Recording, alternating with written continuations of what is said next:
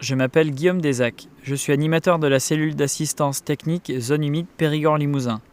Ensemble, nous allons définir les enjeux liés aux zones humides en les parcourant sur le territoire en compagnie de différents acteurs locaux.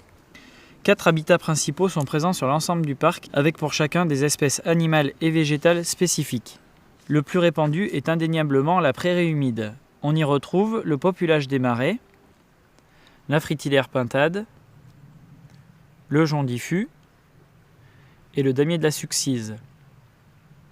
Le boisement humide est également très répandu. C'est l'espace choisi par les saules,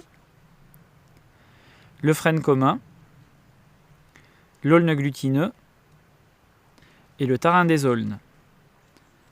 Moins répandu mais d'intérêt patrimonial, les landes des milieux tourbeux accueillent des espèces telles que la gentiane pneumonante, la bruyère à 4 angles, la drosera à feuilles rondes et la lignaigrette à feuilles étroites.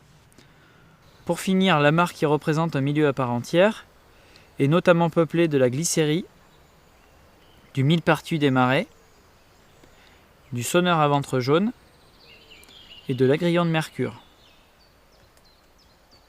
J'ai fait la démarche de contacter la cellule d'assistance technique du parc naturel Périgord-Limousin pour m'aider un petit peu dans la gestion de ces parcelles, parce que je sais qu'elles ont un potentiel important, nécessaire pour nous l'été, c'est-à-dire qu'il y a toujours à peu près de l'herbe dans ces fonds de pré pour les bovins. L'année dernière, c'était le cas pendant la sécheresse. Mais ensuite, au niveau de la gestion des cours d'eau, justement des passages des animaux sur les abords des ruisseaux, je ne sais pas trop comment m'y prendre. Pour cette parcelle-là, vu qu'on a un dénivelé assez fort entre la source qui est plus à l'amont et ce ruisseau qui est là, on prévoit donc un abreuvoir gravitaire, donc avec une prise d'eau en amont qui amènera vers un abreuvoir dans lequel, avec une réserve d'eau confortable de 2000-1500 litres.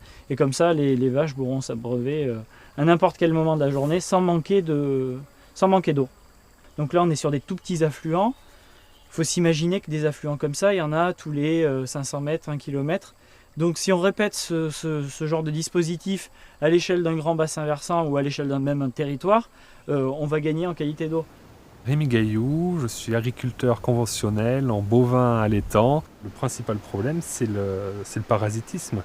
Ou après, c'est intervention avec des antiparasitaires, médicaments vétérinaires qui ont un coût. Et puis des becs malades, donc perte de productivité de la vache, moindre performance zootechnique. Donc pour moi, l'intérêt en tant qu'agriculteur est plein. Hein. Si en plus on peut avoir de la pâture, quelques mètres carrés de plus de pâture, ça sera que bénéfique.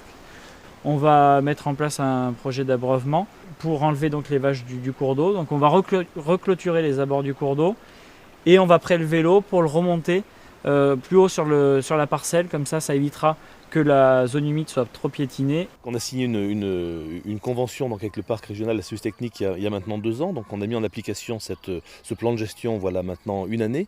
Hein, et ce plan de gestion consistait en fait à faire pâturer. On a 2 animaux donc, sur le site, un âne et une jument. Et donc la convention consistait effectivement à essayer de voir comment un pâturage léger sur une zone humide pouvait entretenir sans abîmer. Donc là aujourd'hui par exemple on reçoit des classes de maternelle avec lesquelles on va aborder la zone humide d'une façon extrêmement simple, puisque les enfants n'ont pas forcément conscience des enjeux environnementaux qui se posent derrière. Pour eux, c'est plus du visuel et de l'information simple. Donc c'est de la mémorisation de mots, des choses comme ça. Donc on utilise des termes très très simples avec les enfants. Hein.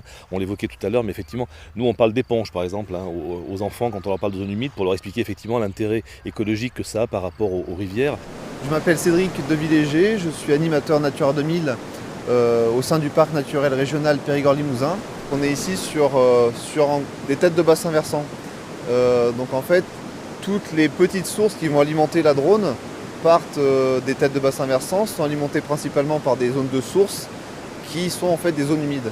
Et tout l'intérêt de ces zones de source, c'est de les préserver pour derrière avoir une qualité d'eau et un débit intéressant toute l'année.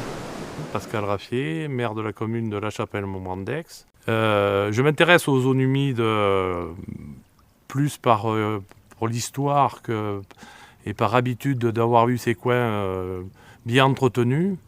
Et on a essayé justement avec la commune, par le biais du parc, de monter un dossier avec le feeder et l'agence de l'eau à Dour-Garonne pour refaire une acquisition de ces zones humides et de ces landes à bruyère qui sont à proximité. J'ai un souvenir de l'époque du Fouin avec les anciens qui coupaient la litière dans ce land à bruyère. Et en sortant le Fouin, on a eu, j'ai quelque chose qui me reste en mémoire, c'est des lièvres qui se couraient derrière pour la reproduction, hein, qui bouquinaient, et il y avait 5 lièvres ensemble qui se couraient derrière. C'est un souvenir qui me reste depuis des années. Et j'espère le revoir un jour, puisque la convention qu'on a passée, on essaye de la faire. Il y a le parc, il y a le CREN, et il y a la société de chasse pour essayer de faire des aménagements pour la biodiversité des animaux, pour retrouver du lièvre, pourquoi pas du faisan ou autre dans ces zones-là. Si vous êtes propriétaire de zones humides ou agriculteur, la cellule d'assistance technique zone humide du parc Périgord-Limousin se tient à votre disposition gratuitement pour étudier votre zone humide, vous apporter des conseils de gestion au travers de l'élaboration d'une notice, vous accompagner pour l'aménagement de points d'abreuvement du bétail en mobilisant des financements incitatifs. Les collectivités peuvent aussi bénéficier de cet appui, notamment pour l'acquisition et la mise en valeur des zones humides de leur territoire. Alors n'hésitez pas à nous contacter.